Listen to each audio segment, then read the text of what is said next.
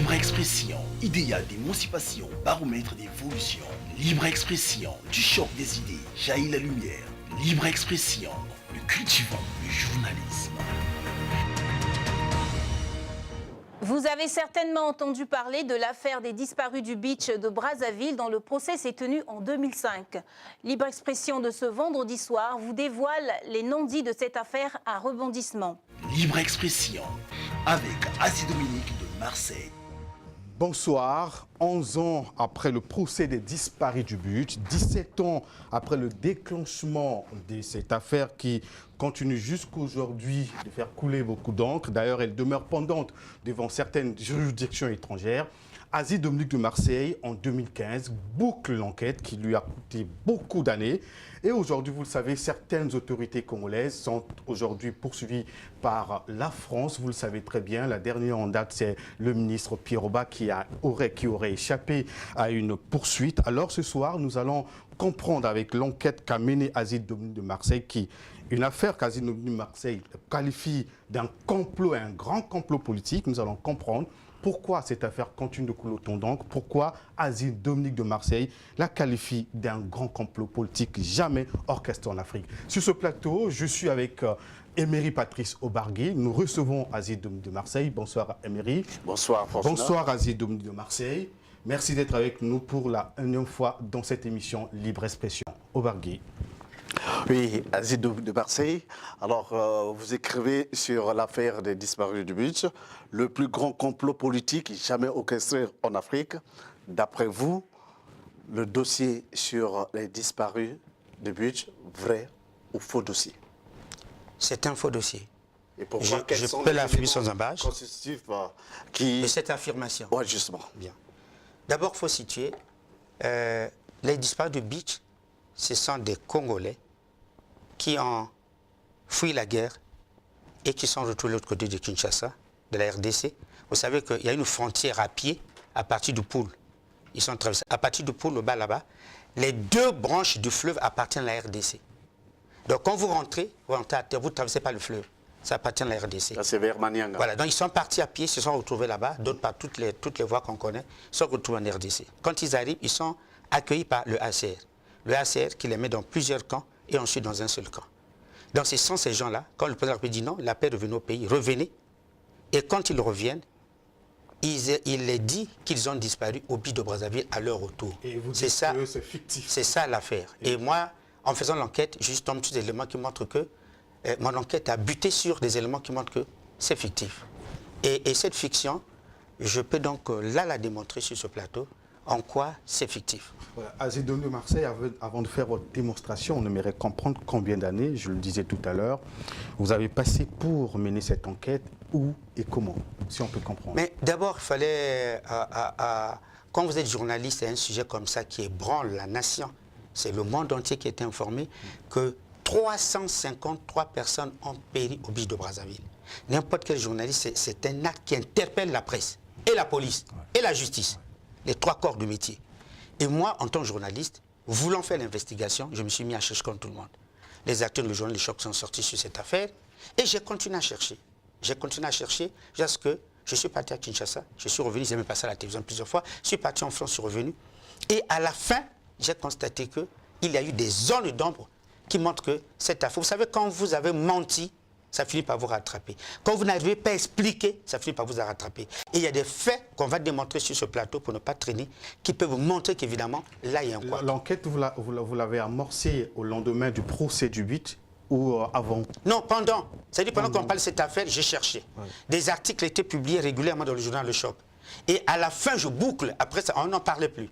Le procès a eu lieu, les jeunes étaient indemnisés, les autres ont pris l'argent, mais moi je continue à chercher. Avez-vous aidé la justice à mieux comprendre, à apporter Non, je n'ai pas apporté des éléments à la justice. Je ne voulais pas me mêler du débat judiciaire.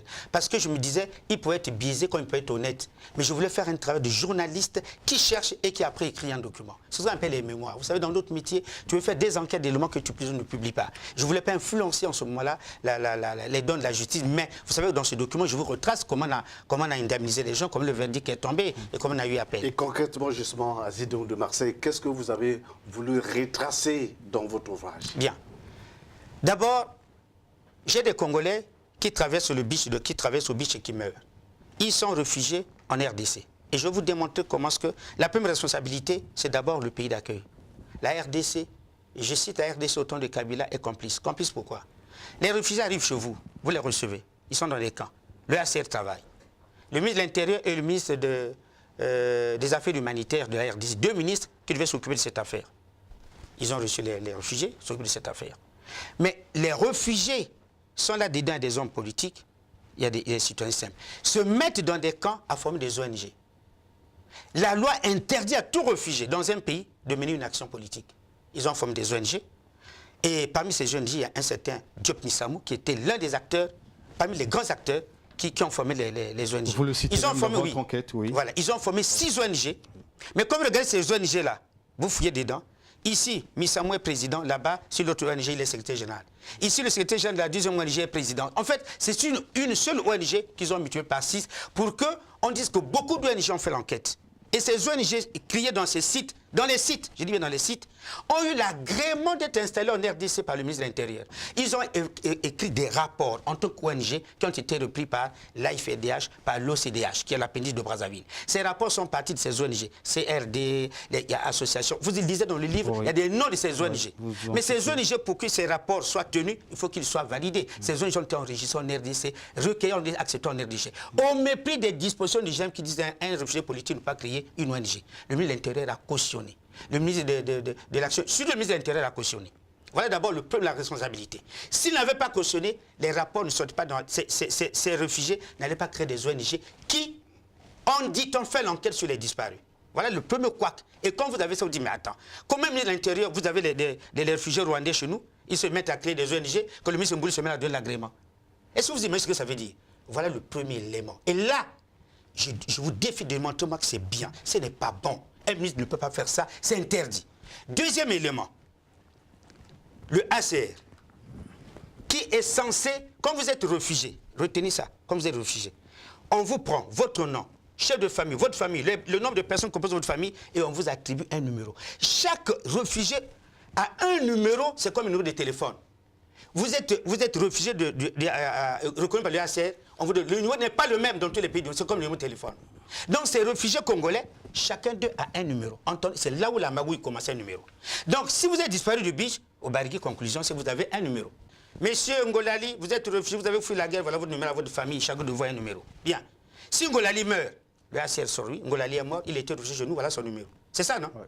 Vous avez la première liste que le HCR débite. Elle est là, vous avez la première liste que vous voyez dans ce document. Oui, c'est cette liste-là. Oui. Le HCR, 26 personnes. Voilà, le HCR écrit au ministre Adada. Et dans la correspondance de HCR, vous la lisez, cette correspondance. Qu'est-ce qu'elle dit? Les éléments étaient importants. Monsieur Ngolali, vous avez des yeux, vous lisez. Oui, je vois ici, vous parlez, le HCR, dit, le bureau du Haut-Commissariat des Nations Unies pour les réfugiés à Brazzaville a l'honneur de porter à la connaissance du ministère des Affaires étrangères et de la coopération de la République du Congo qu'elle a été saisie de l'arrestation de plusieurs réfugiés dont les noms sont cités en annexe. Oui. Le bureau du Haut-Commissariat des Nations Unies pour les réfugiés à Brazzaville serait très reconnaissant au ministère des Affaires étrangères et de la coopération de la République du Congo de bien vouloir l'informer des raisons de leur arrestation d'une part et de lui permettre d'avoir accès aux intéressés d'autre part en vue d'exercer sa mission humanitaire à leur égard et ce conformément aux dispositions pertinentes des conventions internationales en la matière. Voilà, le bureau du Haut-Commissaire des Nations Unies pour les réfugiés à Brazzaville remercie le ministère des Affaires étrangères et de la coopération de la République du Congo de sa disponibilité habituelle et saisit cette occasion pour lui renouveler les assurances de sa haute considération. Bien. Quand vous lisez ce courrier, le premier acte posé par le HCR, c'est de demander au ministre Adada. Le HCR a appris que les gens sont arrêtés. Ils sont arrêtés. Il demande au ministre Adada de lui envoyer la liste. Ouais. Le ministre Adada ne sait pas que les gens sont arrêtés, n'a pas la liste. Comment il justifie cela? Les parents nous ont tenus informés que leurs enfants sont perdus et qu'ils seraient arrêtés, envoyez-nous la liste. Le ministre Adada n'a pas l'information, n'a pas la liste. Lui, sa source, c'est les parents. Si les HCR, écoutez-moi très bien la démonstration, je suis journaliste. Bon, attends, je suis HCR. Les réfugiés ont disparu. Les parents me disent, je prends le manifeste. Comment on appelle votre enfant un tel? Oui, il est réfugié. Comment on appelle votre enfant un tel est réfugié? Je ne prends pas la liste de par les parents, je dis au ministère, la étrangère, envoyez-moi la liste des disparus. Le ministre dit, je n'ai pas la liste, je ne comprends pas, il y a des disparus. Vous pensez que le HCR n'a pas mené, elle, excusez-moi, les enquêtes ou vérifier cela, comme vous le dites, avant d'écrire Mais au parce ministère? qu'il demande à Dada... C'est très affirmatif dans la lettre. Oui, la lettre, il demande. Il dit, donnez-moi, j'ai appris que les gens sont arrêtés, donnez-moi. Oui. Mais à Dada, il répond, il n'a ni liste, ni l'information. Il a pris de qui? Quand vous êtes une institution internationale, je pose le débat, il faut qu'il soit intellectuel. Je suis patron du HCR, un réfugié a un numéro. J'ai dit à Dada, je te communique la liste des réfugiés, excusez-moi, donnez pas les parents, avec, s'il vous plaît, leur numéro pour montrer que nous avons vérifié ce qu'on nous a déposé comme liste, c'est vraiment des réfugiés. La liste est là. Si cette liste-là qu'il donne, voilà les réfugiés. Mais quand il dit voilà la liste donnée par les parents, il aurait pu porter les numéros de chaque réfugié. Pourquoi? On va le comprendre pourquoi. Parce que quand vous prenez cette liste-là, il y a des personnes mortes. L'OCDH, qui est la péniche de l'AFIDH au Congo, porte une affaire qui s'appelle Charlie de Mbazandunga. C'est-à-dire, les Cobras auraient tué des gens au pool en Mbazandunga. Le Charlie de Mbazandunga, vous avez appris ce que ça veut dire. Et le rapport de l'OCDH trace des noms. Dans ces noms, vous retrouvez ces noms qui sont disparus au beach. Donc, les gars sont morts avant de disparaître au beach. Ils sont partis encore remourir au beach. Voilà les... Or, le HCR est confondu. Pourquoi? Parce que quand les parents écrivent au HCR, les parents donnent les noms, le HCR ne sait pas que c'est un nom qu'il prend, il aurait pu vérifier. Est-ce que ces noms qu'on me donne sont... Mais c'est simple à faire, mon frère. On charge à décharge. Je vais vérifier, je vais envoyer à Dada la liste en lui disant, les parents m'ont donné une liste, j'ai vérifié, évidemment, ce sont des disparus. Pour ne pas écrire un ministre comme on fait un enfant. Et tu accompagnes la lettre avec des preuves. Monsieur le ministre, un tel est réfugié, parce qu'on peut me donner une liste fictive, ça aussi c'est possible, voilà un tel voir son numéro. Il prend la liste et l'envoie. Et l'enquête que M. Azimène, quand j'ai pris la liste de Charlie de Mbazandunga, j'ai retrouvé, sur les 20, sur les 14 personnes, j'ai retrouvé 9 qui figurent au Charlie de Mbazandunga. On a mené des gens jusqu'à Mbazandunga, déterrés, on n'a pas trouvé les ossements. Mais il y a déjà la liste des disparus. Là, nous ne sommes même pas encore avec la disparue du beach. Monsieur Azia ce rapport-là, parce que l'affaire a pris tapage et nous avons disparu le choc. J'ai par curiosité, comme on dit, les médias gardent les archives. Et quand l'affaire disparue du beach arrive, je vois cette liste-là.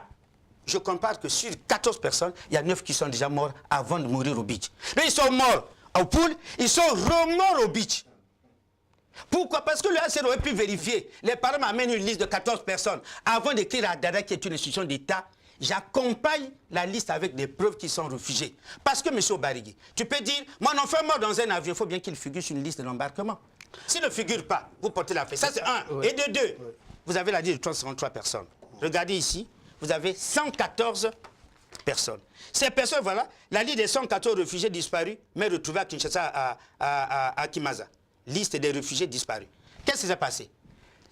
Les ONG dans les camps, pour accuser le port de Brazzaville, dresse une liste de 114 personnes. Nous avons déjà noté tel jour 114 personnes qui ont disparu. Ah bon oui. Le rapport arrive au niveau de l'AFIDH, à Paris.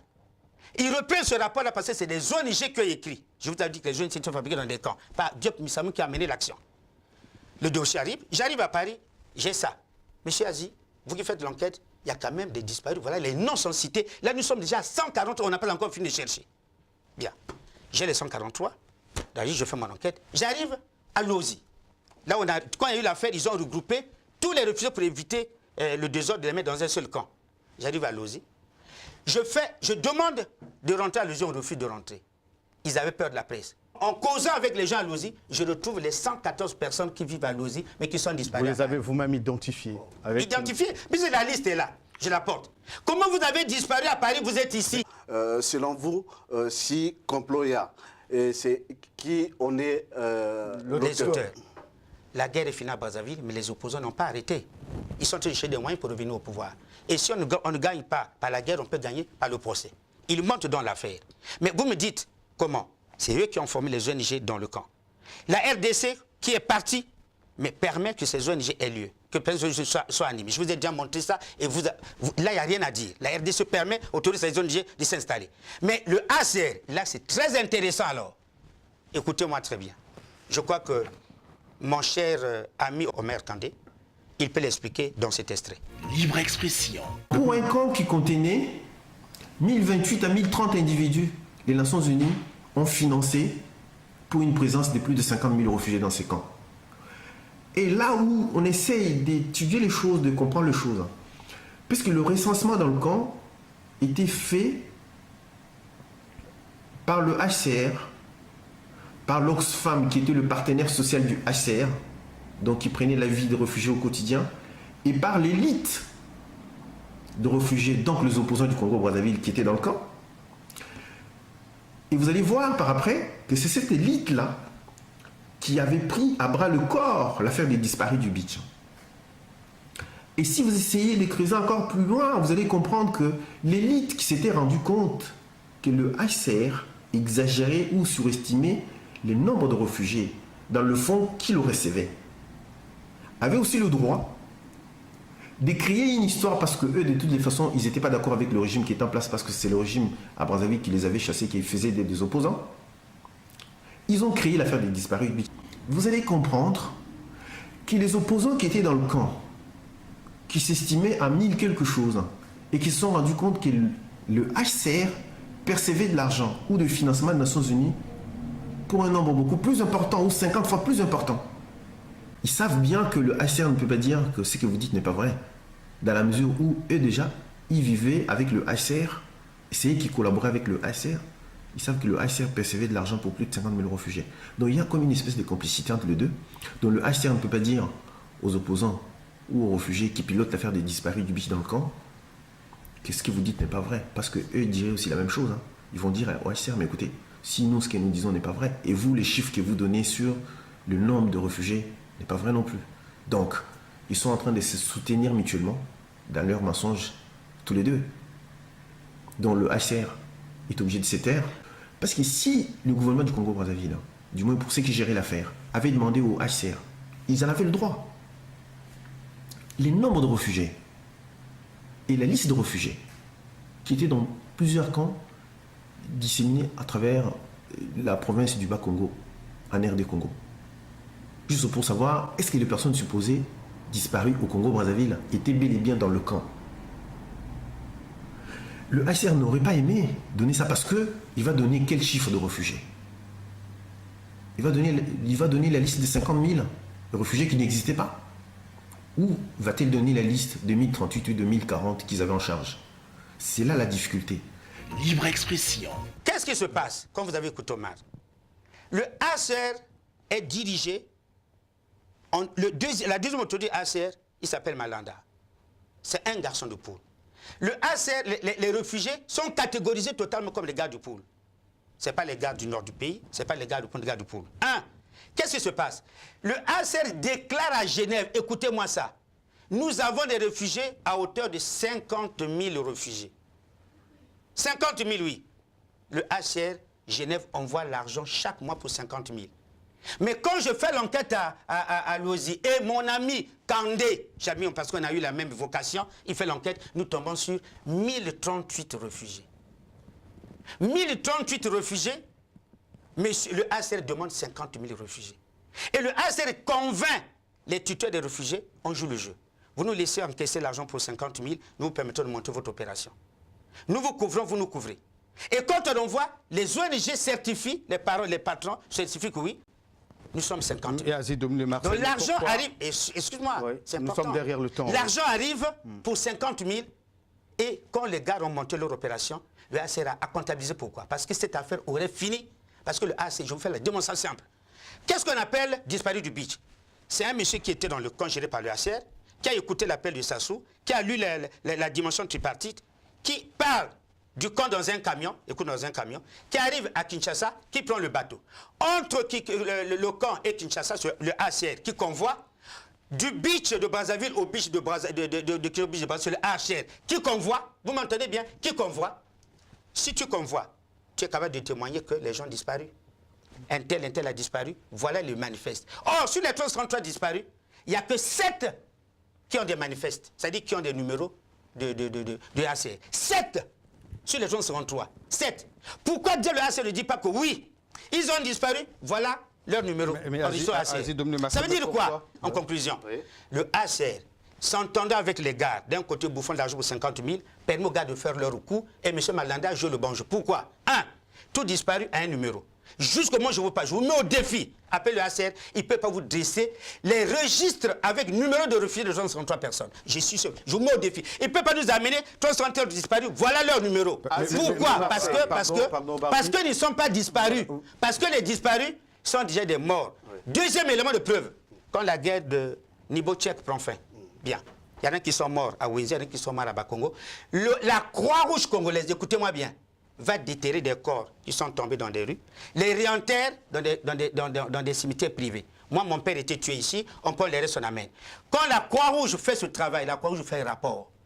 On a rapatrié, par exemple, 90 corps qui ont traîné dans les rues de Brazzaville et on les a déposés. Monsieur Bargui, prenez le rapport, je cite bien, de la Croix-Rouge. Quand vous prenez ce rapport, vous retrouvez les 90 personnes dans les disparus du beach. Nous sommes là encore de la guerre Nibo-Tchèque. Cette affaire a eu lieu en 1999. Oui.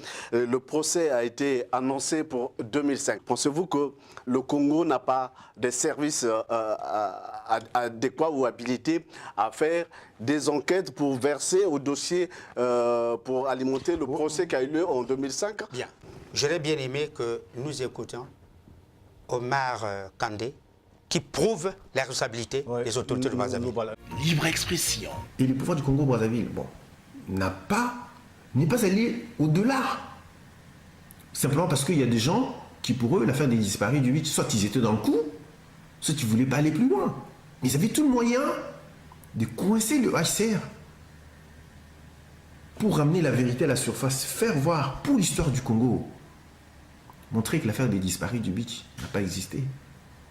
Nous disons simplement pour l'histoire, nous sommes des Africains. Cette histoire des disparus du beach partira de génération en génération, juste sur le plan informationnel, simplement parce que ceux qui ont menti ont eu plus de moyens, plus de doigtés sur les médias internationaux à faire passer le message.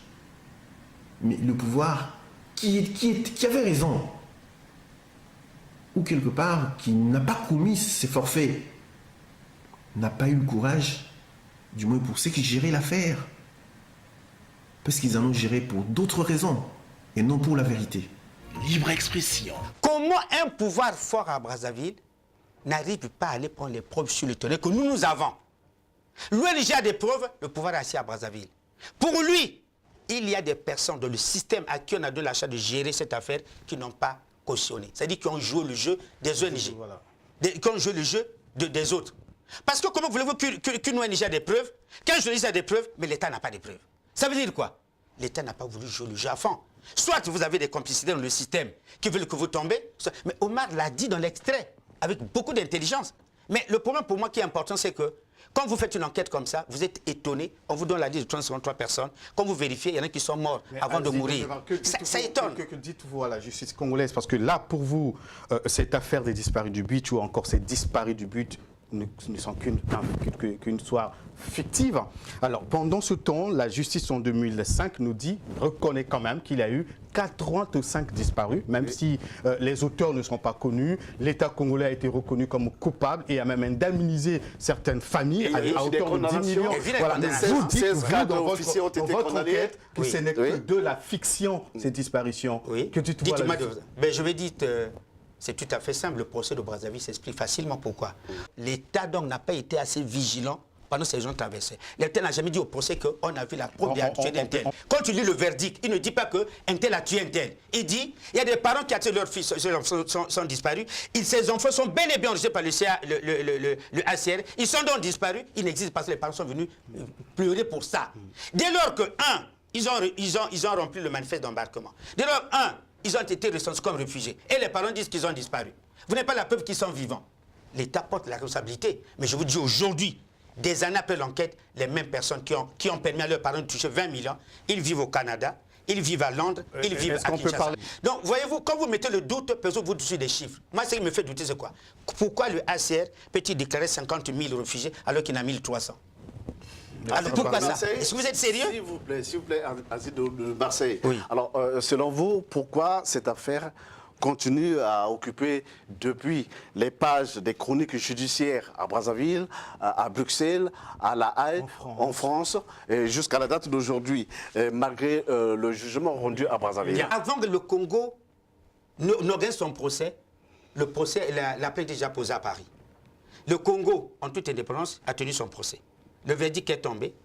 Les membres de l'association des disparus du Beach, le président c'est Twanga, et Tungamani ont refusé, ils disent qu'ils ne reconnaissent pas le verdict de Brazzaville. Mais le verdict n'est pas, ce n'est pas aux individus de reconnaître le verdict. Ils refusent. Ils doutent de l'impartialité de la justice. Ils doutent de l'impartialité pour lui. Pour lui, ils doutent de l'impartialité de la justice. Mais pendant qu'ils doutent de l'impartialité, ceux qui ont pris part au procès, malgré l'impartialité, ils ont pris l'argent, ils ont fait appel, ils ont pris les 20 millions. Si le procès impartial... Attends, je termine, vous avez posé une question importante. Si le procès impartial, vous prenez de l'argent, vous acceptez le verdict, vous ne faites pas appel pour dire que nous recusons parce que le procès n'est pas à votre compte, vous faites appel. Vous dites non, je ne suis pas d'accord, je fais appel. Ils ont accepté le verdict, ils ont pris les 10 millions. Quand on a fait appel pour augmenter, ils n'ont fait appel que pour qu'on augmente la prime. Et on est passé de 10 millions à 20 millions, ils ont tué 20 millions, ils se sont assis chez eux. Voilà. Pour le procès est bon. Et je n'arrive à un point, il me pose la question de savoir pourquoi ça fait tache d'huile. La France se dit qu'elle est capable de continuer à tenir ce procès et ne reconnaît pas le verdict de Brazzaville. La preuve en est qu'il y a deux éléments fondamentaux et qui montrent que c'est du néocolonialisme. Pourquoi? Je vous pose une question, vous êtes journaliste, vous êtes instruit. Il y a un principe universel du droit qui dit autorité de la chose jugée. Quand une affaire est jugée, elle n'est plus à rejuger. Ça, c'est un principe de droit. Deuxième principe, le Congo est un État souverain qui organise le procès chez lui, l'affaire s'est passée au Congo. Ça ne s'est pas passé en France. OK. La France arrête Ndengue. Le juge Vergilier qui interroge Ndengue l'arrête. L'ambassadeur du Congo, Henri Lopez, envoie un groupe pour dire, monsieur le magistrat, Ndengue a un passeport diplomatique et un ordre de mission. Il refuse de reconnaître l'authenticité de l'ordre de mission de Ndengue et de son passeport. Là, la justice française biaise les dispositions de Genève en la matière. Un diplomate, on ne l'arrête pas, on ne le met pas en prison. Premier quoi de la justice française. Et le monsieur est mis en prison à 2 h du matin. La France retient procès, libère Ndengue. Vous avez vu la parodie, Ndengue est arrêté, mis en prison à 14 h.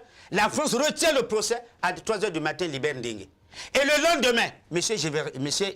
Gervilliers est relevé de ses fonctions. Quand le chef d'État dit le petit juge de mots a été relevé de ses fonctions pour vice de procédure. Je vais terminer. Vous voyez, Dabira arrive. On arrête Dabira, non? Ce n'est pas la France qui arrête Dabira, oui. Mais pourquoi il lâche Dabira? On leur a fait comprendre que l'affaire a été jugée. Le ministre Aimé Emmanuel Yoka, qui parle de cette affaire, qui dit c'est une provocation, parce que la justice avait été dite. Voilà qu'Oba s'en va à Paris. Et veut l'arrêter Oba pour la même affaire, parce qu'Oba était ministre de l'Intérieur à l'époque. J'appelle ça de la provocation. La responsabilité du Congo, c'est de protéger ses citoyens. On ne peut pas une affaire déjà jugée par un État indépendant, qui n'est pas un État à l'appendice de la France, et vous voulez que la France s'auto-saisisse et puis rejuge l'affaire. C'est du colonialisme du droit. J'ai envie de comprendre une chose. Oui. Je le disais tout à l'heure, vous avez dit que c'est la fiction, cette affaire de disparu du Beach. Oui. Les participants, en fait, les victimes, la famille victime, eux, recusent le procès de Brazzaville, pensent que c'est manque d'impartialité. Alors, pour vous, est-ce que ces parents n'ont pas raison de le dire, puisque vous, pour vous, l'histoire n'a pas existé, la justice du Congo pense qu'il y a eu 85 morts, et les parents disent que c'est pas vrai. Est-ce que ces parents n'ont-ils pas raison de douter de l'impartialité de la justice congolaise? Oui, mais pour moi, et les parents et la justice se sont fait tromper. Pourquoi je lui dis qu'ils ont tort? Mais est-ce qu'on fait un procès que par la bouche? Il faut par les preuves. Je vous dis, vous avez 353 disparus, s'il vous plaît. Tout disparu a un numéro de ACR. Le ACR peut finir cette affaire en disant, je vous boucle l'enquête, nous avons ici la liste des disparus. Mais voilà. Que répondez-vous au propos de maître Patrick Baudouin qui dit que le procès des disparus de Beach organisé à Brazzaville a été mascarade? Je peux répondre que M. Bourdon, qui était un Français, le procès de Ndengue qui a été fait à 14 h, refait à 2 h du matin, c'est l'usage de la vérité mascarade. Je n'ai pas vu un pays au monde, qui arrête quelqu'un, qui l'incarcère à 14 h, qui fait un procès à 2 h du matin, qui le libère. Même dans les pays dictatoriaux, on ne ferait pas comme ça. La France est descendue plus bas que terre. C'était la honte de la justice française. Vous condamnez quelqu'un à 14 h, vous le tenez un procès à minuit pour le sortir. Double procès. biaiser la justice. Indépendance biaisée. Bourdon peut me dire, si les magistrats français sont indépendants, il aurait pu dire, on n'a pas besoin de subir les pressions, nous sommes indépendants. C'était la honte de la justice française. Je suis désolé, la honte est là. Donc il ne peut pas nous faire... Attends, ils peuvent nous faire une leçon quand eux-mêmes ils sont... La Constitution congolaise actuelle, dans son article 15, si je ne me trompe pas, interdit aux juridictions article 10. Voilà, d'extrader. Voilà, les Congolais ou soit jugés à l'extérieur. À l'extérieur. Voilà. Est-ce que c'est pas pour échapper à cette affaire? Mais pourquoi? Parce que le Congo n'est pas un pays indépendant. Chaque pays indépendant a sa justice. On va vous enseigner le droit, M. Ngolali. Chaque pays indépendant et souverain, il a sa justice. Si vous demandez à un pays d'aller faire ailleurs, si vous ne connaissez pas le droit. Nous sommes arrivés à la fin de libre expression. C'était vraiment le libre expression. Merci de nous avoir suivis. Nous allons vous retrouver prochainement, vendredi à 22h. Libre expression. Merci de votre fidélité au programme de Télé Congo et à la prochaine occasion pour de nouveaux débats dans Libre Expression. Libre expression, idéal d'émancipation, baromètre d'évolution. Libre expression, du choc des idées, jaillit la lumière. Libre expression, nous cultivons le journalisme.